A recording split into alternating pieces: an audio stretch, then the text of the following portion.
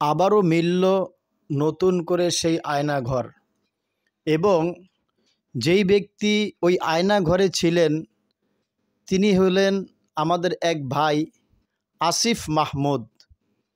এই আসিফ মাহমুদ ভাইটি তিনি গতকাল ডক্টর ইউনুস সাহেবের সাথে যখন গিয়েছিলেন, ওখানে ছিলেন, তিনি ওই ঘরটাকে সচক্ষে দেখে হতভম্ব হয়ে গেলেন, আশ্চর্য হয়ে গেলেন। বলতেছিলেন, এই ঘরের মধ্যে আমিও ছিলাম, আমি তো এই ঘরেই ছিলাম, এই ঘরটিকে আমি চিনি। সম্মানিত মুসলিম প্রিয়, ইসলাম প্রিয় ভাই ও বোন, দেখুন, যে আসিফ মাহমুদ ভাই নিজে ওখানের নির্যাতনের শিকার ছিলেন, আমরা তার নিজের মুখের থেকে এই সমস্ত কথা শোনার পরেও তারপরেও কি আমরা এখনও সন্দেহমান থাকব? আসিফ মাহমুদ ভাই বলতেছিলেন, এখানে আমাদেরকে চক্ষু বেঁধে নিয়ে আসা হতো, এরপর এক একজনকে এক এক রকমের জুলুম করা হতো। সে আসিফ মাহমুদ ভাই দেখে চিনে ফেলছেন এই ঘরকে, আর আঙুলের ইশারা দিয়ে বলতেছেন, এই ঘরটাই আমি চিনি, এখানে আমাদেরকে বন্দি করে নিয়ে আসা হতো।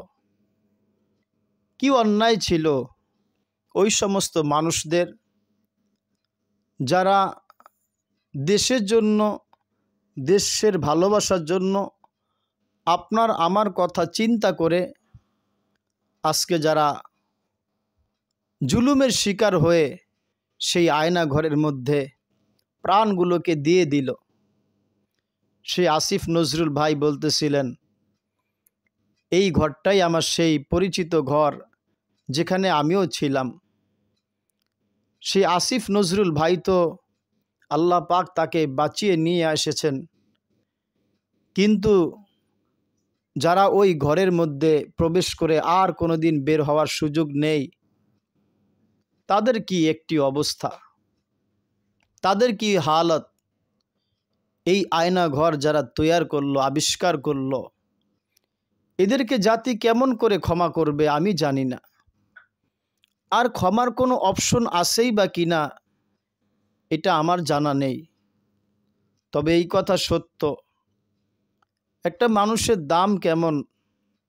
রাসূলুল্লাহ সাল্লাল্লাহু আলাইহি ওয়াসাল্লাম নাজারা ইলাল কাবাতি, আল্লাহ রসুল কাবা ঘরের দিকে তাকালেন, এরপর বললেন, কাবা মা আতিয়াবুকি ও আতিয়াবু রিহিকি ও আতিয়াবু হুরমাতিকি। কাবা তোমার কতই না দাম, কতই না মান, কতই না শান, কিন্তু কাবা তোমার চাইতে একজন মুসলমানের দাম, আল্লাহর একজন বান্দা, নবীর একজন উম্মতের দাম কেমন কাবা জানো? তোমার চাইতো দাম কাবা, তোমার চাইতো মান বেশি একজন আল্লাহর বান্দা, নবীর উম্মতের। সেই আল্লাহর বান্দাগুলোকে, নবীর উম্মতগুলোকে কেমন পাশবিক নির্যাতন করে সেই আয়না ঘরের মধ্যে ধুকে ধুকে তাদেরকে শেষ করে দেওয়া হয়েছে। অথচ এই মাত্র 2-1 দিন আগেই সে আবার মুসলমানকে আবারও ধোঁকা দেওয়ার জন্য চেষ্টা করেছিল। কিভাবে?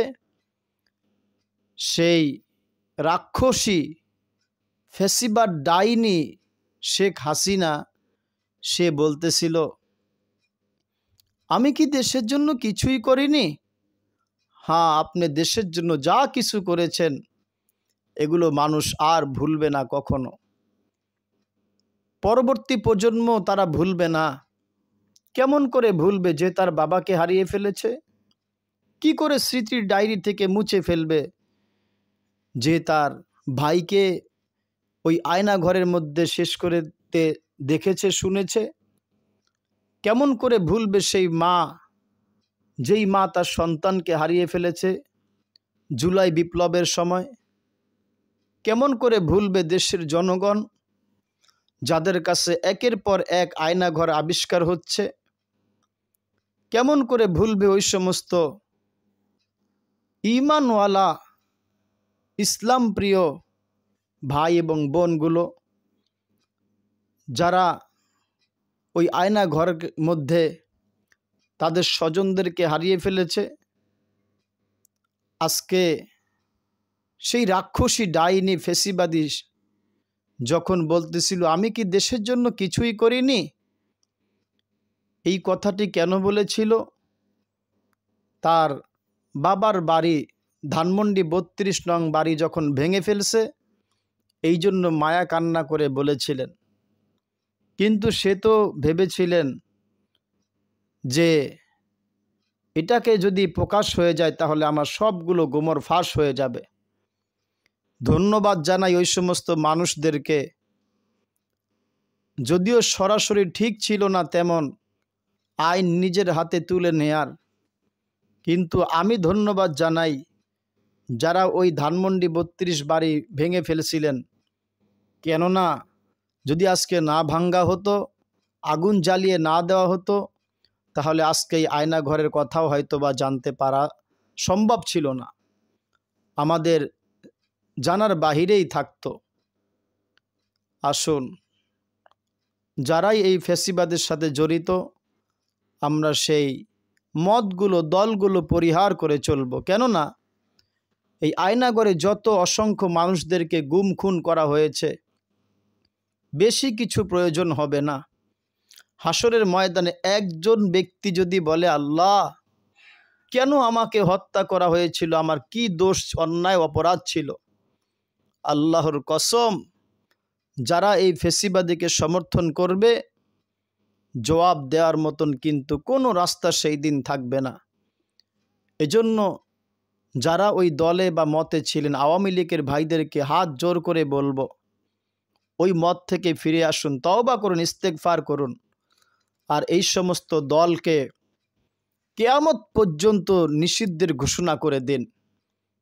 কেননা অন্যায়ের সাথে যারা হা বলবে তারাও সমান তালের অপরাধী হবে। এই আয়না ঘরের মধ্যে আর যেন নতুন করে কোনো ফেসিবাদ আয়না ঘর তৈরি করতে না পারে, কোনো মা যেন তার সন্তানকে না হারায়, কোনো ভাই যেন তার ভাইকে হারিয়ে না কাঁদে, কোনো বাবা যেন হাহাকার না করে সন্তানের জন্য, কোনো স্ত্রী যেন মৃত্যু পর্যন্ত চোখের পানি আর না ঝরাতে হয়। এজন্য আল্লাহ আমাদের সবাইকে সুবুদ্ধিতে দেশকে ভালোবাসার এবং দেশ নিয়ে যারা ষড়যন্ত্র করে তাদেরকে চিহ্নিত করে আইনের আওতায় এনে এদেরকে উপযুক্ত শাস্তির ব্যবস্থা করে দেন। আমিন।